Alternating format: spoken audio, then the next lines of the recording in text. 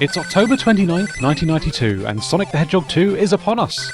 But this is not the famous Sonic Tuesday of yore, because this is not the Mega Drive version of Sonic the Hedgehog 2.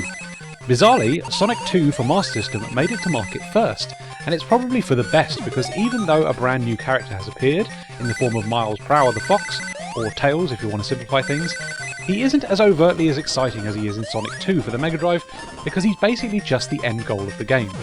Tails gets kidnapped by Dr. Robotnik in the opening cutscene, and it's up to you to battle through Robotnik's minions to get him and save him from Robotnik's evil clutches.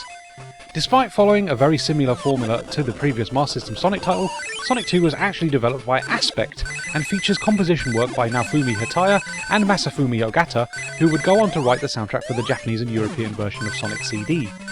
Interestingly, Toot Toot Sonic Warrior, the theme of Sonic CD, makes an appearance here as the theme of the Green Hills stage, and predates the release of Sonic CD by almost a year.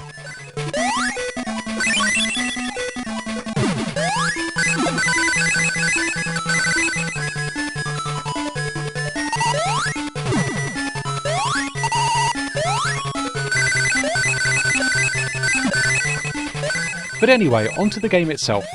Sonic 2 is basically set up the same as the first, where you run and jump and collect rings through 3 acts and then fight a boss.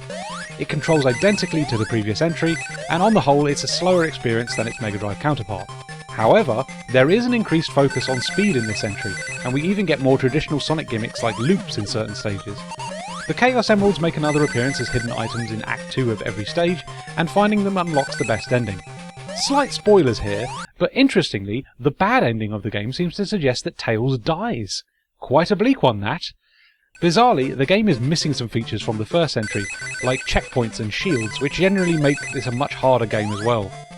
Aspect have done an impressive job of varying each stage and even each act, with noticeable visual differences between acts, and a lot more gimmicks like hang gliders, skimming over the surface of water, and even big bubbles to float up vertical passages that Sonic can't reach otherwise.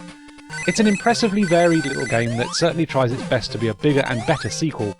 So why does it feel like it doesn't achieve this? Unfortunately, I think the level design lets this title down, especially when compared to the previous Master System game. There's a lot more pitfalls in each stage, which feels like you're being punished for exploration, which the previous game encouraged.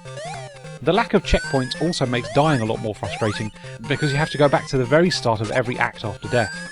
It's just not as refined and experienced as the first game, which is a real shame because I would have happily taken more of the more thoughtful, explorative approach of the first and expanded on that.